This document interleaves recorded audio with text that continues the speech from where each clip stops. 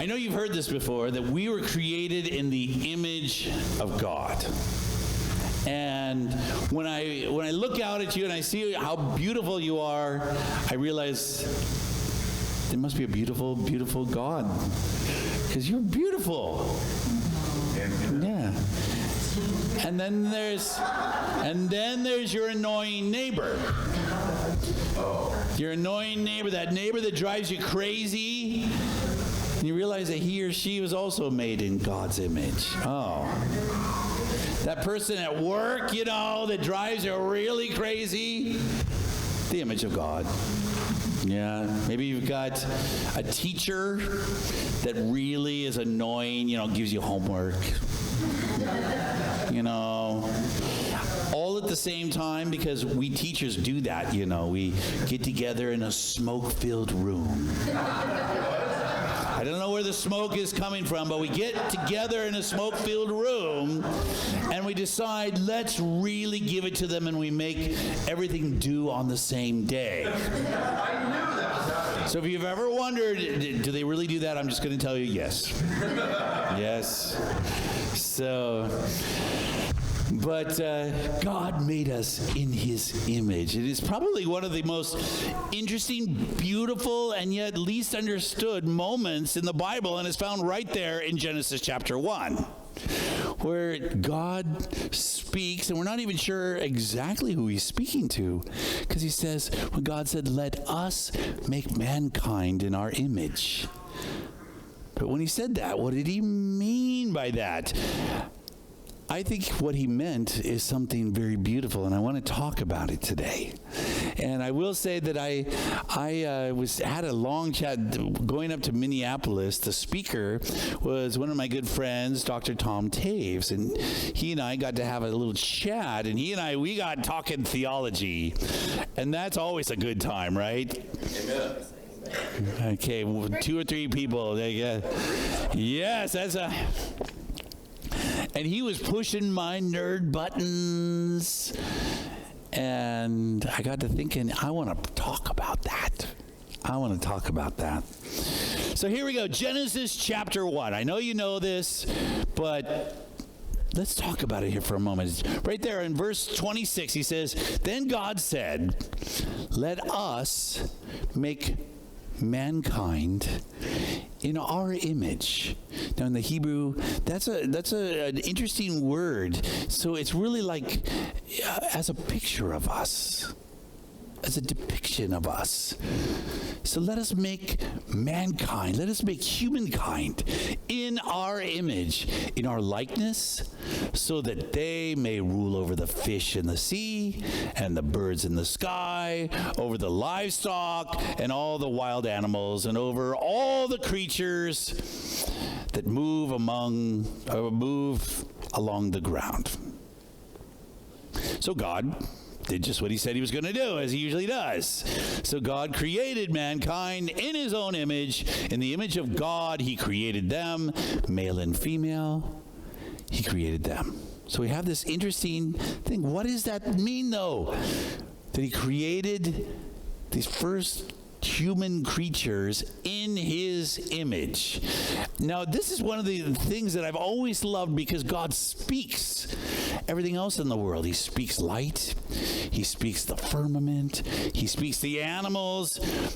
But the depiction tells us that God reaches down and He makes humans with His own hands, whether it's reaching down and making Adam out of a mud pie there, kind of like we almost imagine like the joy of a little boy creating this new thing, or whether it's even the surgery that takes place where God removes Adam's side and creates the woman. Both of those are very different from all other creation, because God is getting His hands dirty in that. So what does it mean, though, to be in the image of God? What does it mean? Like, what did it look like even as Adam was coming into shape? And then it says that He blew His breath into this creature, and it became a living creature. Well, I want to put forward an idea that I'm hoping maybe stimulates thought, maybe gets you thinking this afternoon, because we get very nervous about this idea because nobody wants to ever actually say what it seems like the text is saying. We try really hard to say, well, I think what it means is that he's making us like him in what he wants to accomplish. But the word that he's using says that he made us with some of the physical idea of what he might look like. And you're like, what? Ooh, that sounds like you're talking now weirdness, Mike. And yet at the same time, when we look at our children, don't we see the image of ourselves? Like, here's my son right here at 10 years old. Is that not the image of me? Right? Look at that. So when God looked at Adam, did he look at Adam the way I looked at Ramsey when he was 10 years old here? Did he look at it? I mean, I remember being so proud. My son is a pirate. Just like his dad. I love that. And then he grew up, got older, and man, he's the spitting image of his old dad. Look at that.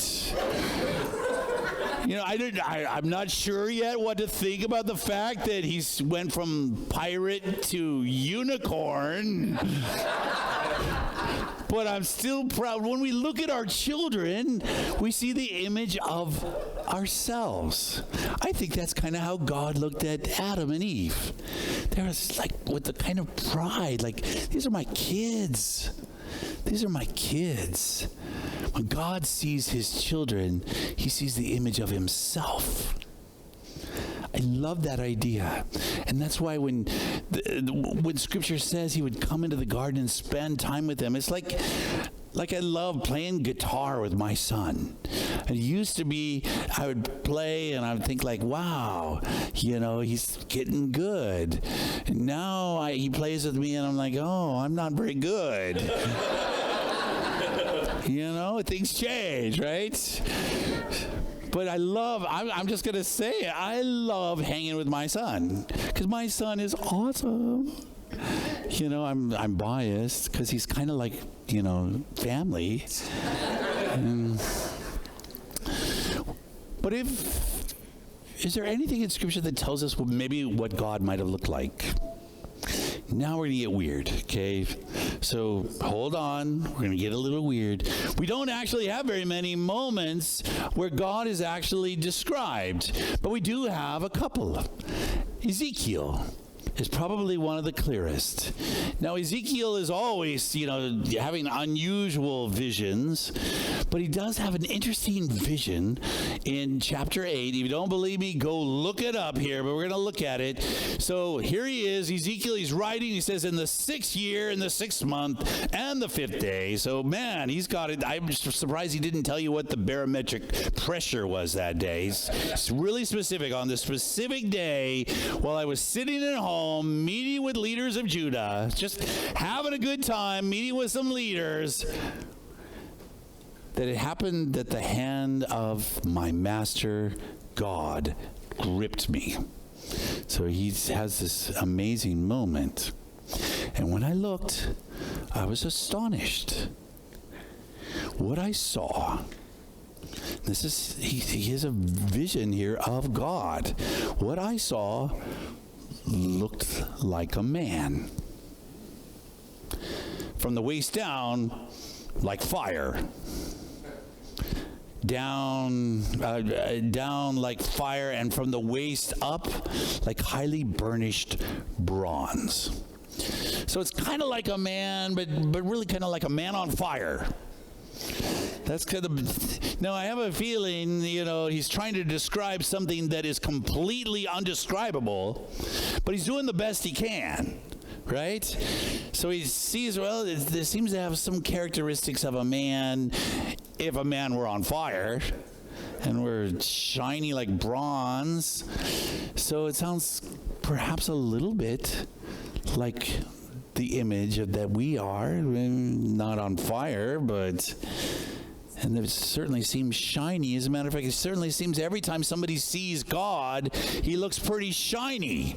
Like, for example, Moses. It's one of the most interesting stories to me. So Moses has been having these interactions with God, and Moses is pretty bold. Sometimes he'll just tell God, hey, no, I don't like this idea. How about another idea? But Moses says, now this is bold. He's up on Mount Sinai, and he says, please, let me see your glory. I want to see you. I can hear your voice. I saw the whole burning bush. I can tell you're around. Maybe I even saw a finger, with the 10 Commandments. I want to see you.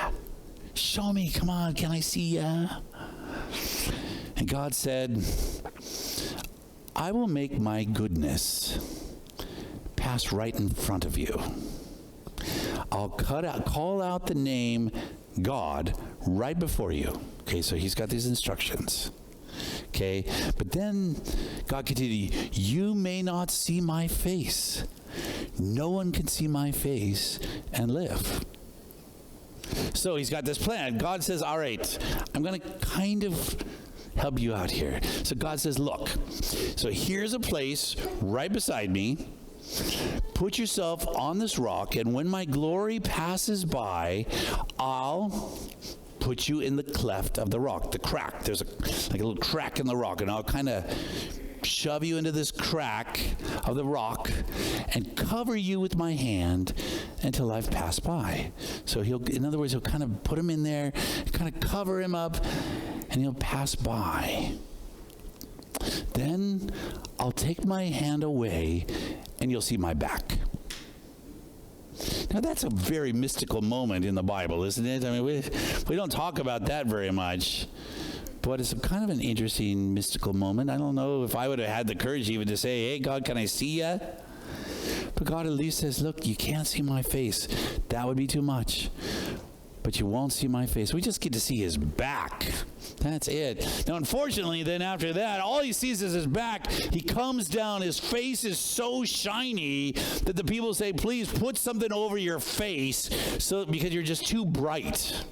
Right? Can you imagine that, the photographer is like, dude, turn it down a little. He couldn't do it. And all he saw was God's back. That's all he saw, and that his face was like a face on fire. Think about that. Another moment where we actually kind of get a little bit of a view is in the New Testament. It's an interesting mystical moment as well. Jesus takes 3 of his closest friends. I would argue that they are his closest buddies, Peter, James, and John. Takes them up to this mountain, and he has this moment where he actually shows them what he looks like in his glorified state. And he's actually there with 2 others. He's got Moses on one side, and he's got Elijah on the other side. And they're kind of there to encourage him. And whatever it is, they're pretty frightened because Jesus doesn't look like the same Jesus they remembered. He's what? He's shiny, he's light, he's like brilliant. He's perhaps looking like his old self. I mean, that would be a little terrifying if you think about it. Now, think about that. Why God calls us to be, God makes us in his image. We're not that shiny that I can tell, or is that true? Did you know that human beings actually give off visible light? I didn't know this. I only just learned this. So there was a scientist in Japan who did some study on this, and he actually set out to see if he could capture on film the visible light of just the tiny photons that come off of the body in complete darkness. Now, this is different than the infrared that's going to pick up the heat that's coming off the body. This is actual visible light coming off the body.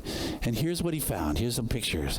So the first one there that you see is actually just a picture of him in the dark.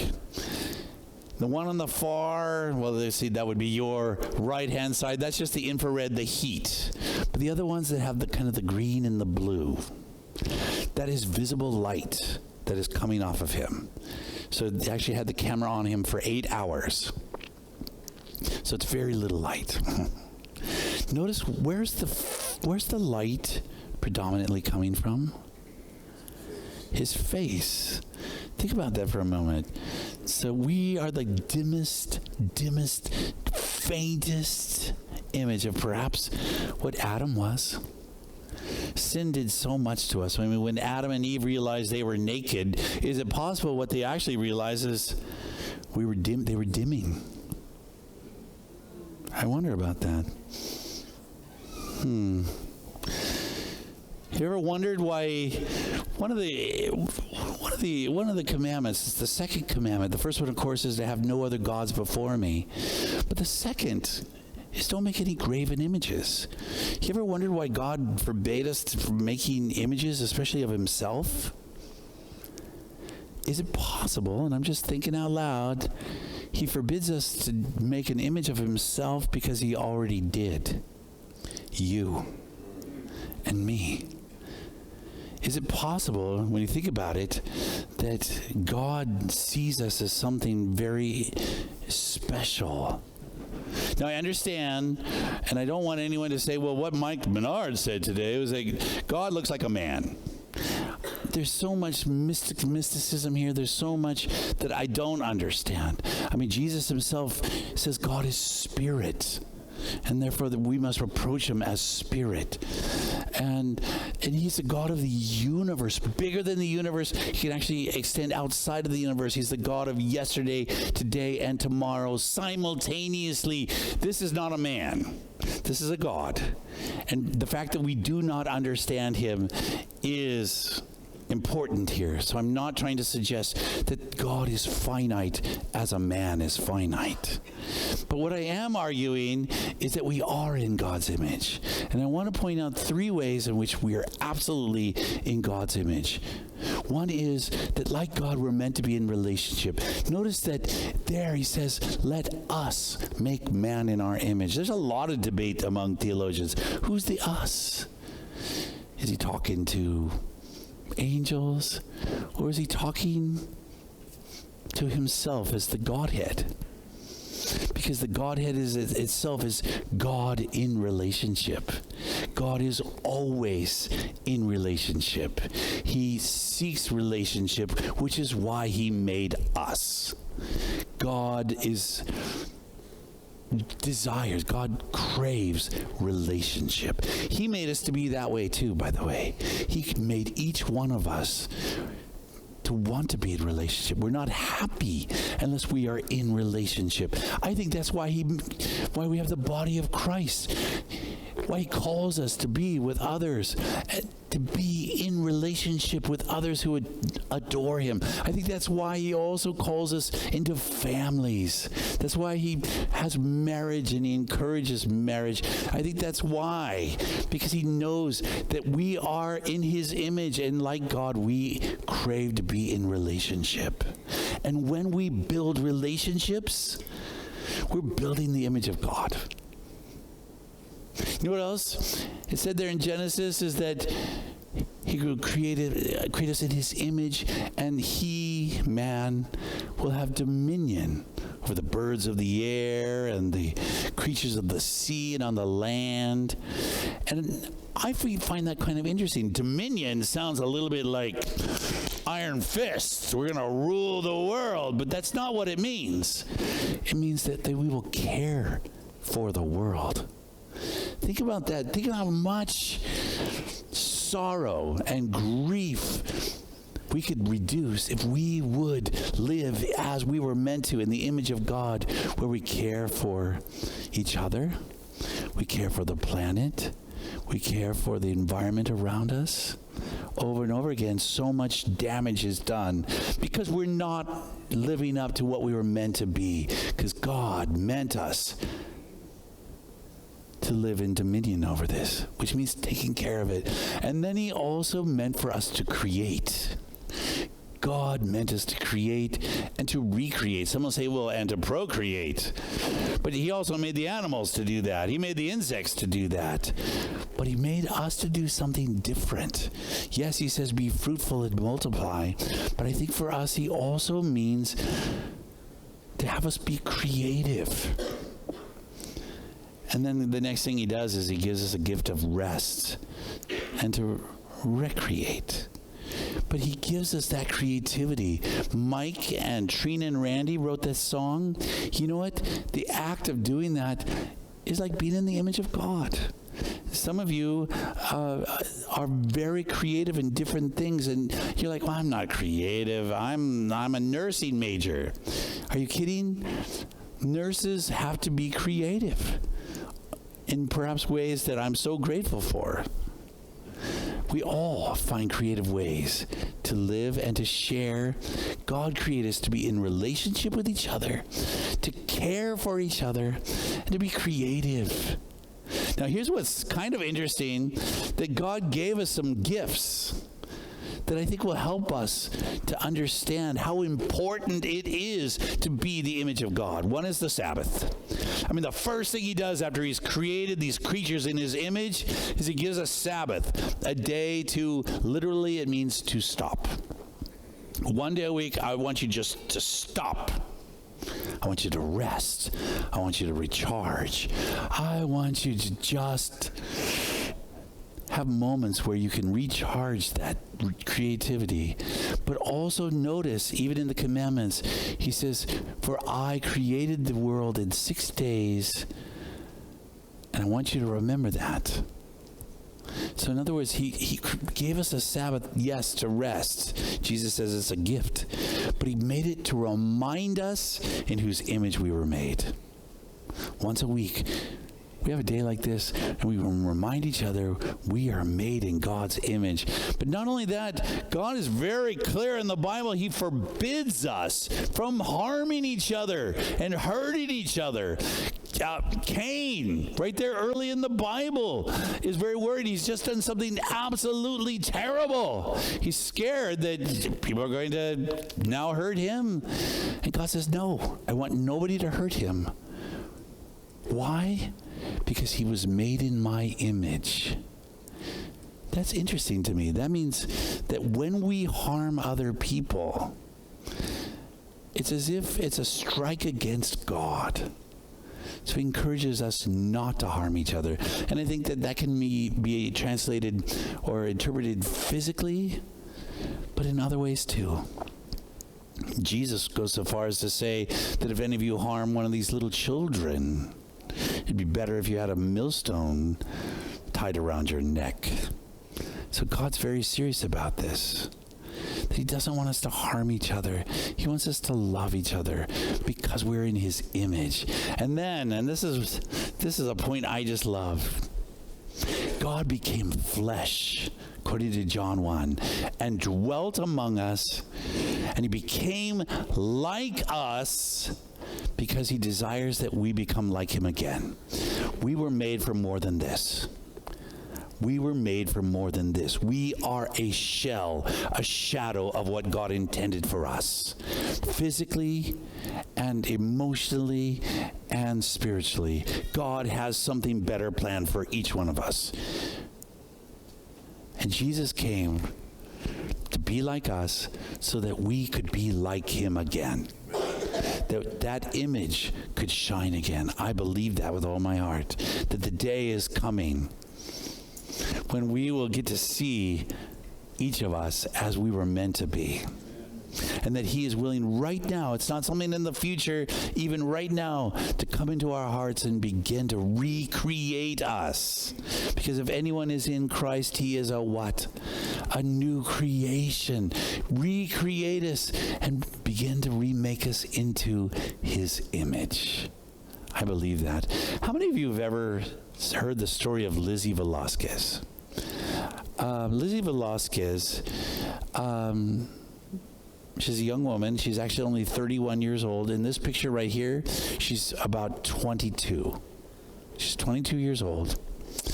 And she has a terrible condition, extremely rare, in which her body has no fat. Absolutely no fat. It's a horrifying disease and condition. It's one of which she's always very fragile because we need fat. But not only that, not only is it something that she has to always tend to just to stay alive, without fat, we don't look maybe as she was intended to look.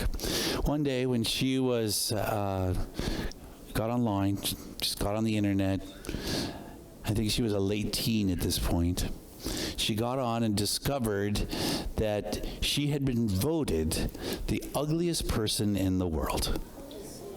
So just got online, and they had, I don't know who did it, but someone decided to make this poll, and someone found her picture somehow, and here she is. She's online discovering that she is voted as the world's ugliest person.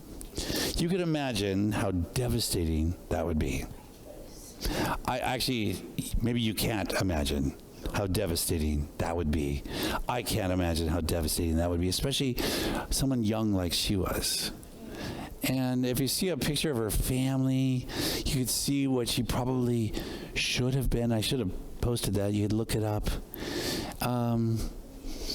But you know, it's something beautiful about her that I just love. She's maybe one of the most inspiring people on the planet because she has picked herself up. And she has become one of the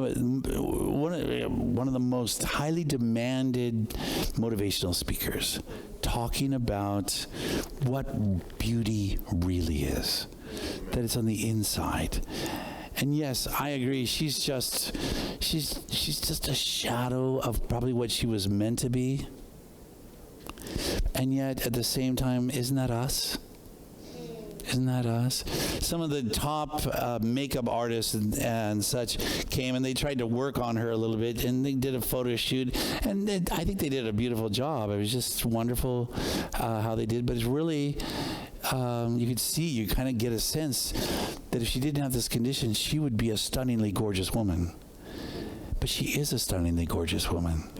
When you hear her speak, God views us as his image, and what he sees, I'm sure in some ways, is heartbreaking because we're nothing compared to what he knows that we will be. We're nothing compared to what he's going to make us into. And I think that's the reason why we can look in the mirror and maybe understand a little bit better this great mystery, how over and over again God says you are beautiful. God says you are beautiful. And I know we've talked about this, but God says you are beautiful because he sees his image in you. That is a beautiful thing. When you look in the mirror tomorrow morning and you've got, bed head, I want you to tell that image, my God thinks you're beautiful. Not only that, you're adored. He adores you. He adores you like I adore my son. He adores you like you adore your children. It doesn't matter. It doesn't matter what your kids look like. They're the image of you and you adore them. Right? So Josh is back there with Samantha. It doesn't matter when she's got poop all over her. Still, well, maybe it does, but but you love her, right? And you just love her. And same thing with you, Brandon, by the way. Same thing with you. Not only that, he calls you his beloved. And me. You are beautiful to him. You are adored. You are his beloved because you are his image. And so is the person sitting next to you. So look at your neighbor right now and tell them, you are God's image. Just tell them right now. Now I want you to think of that annoying person at work. And realize that they are God's image too. Think about maybe if you're a teacher, maybe the annoying student that you have. It's God's image. I don't have any of those, by the way. Maybe think about even someone in your own home. And because of that, because of that, we can love. We can love because he first loved us. We can love God because he calls us to love him with everything that we are. And then he calls us to love each other, all of us, not just the people who are kind to us, not the good people. Even the evil people do that. Jesus says he calls us to love everybody. Why? Because they too are God's image.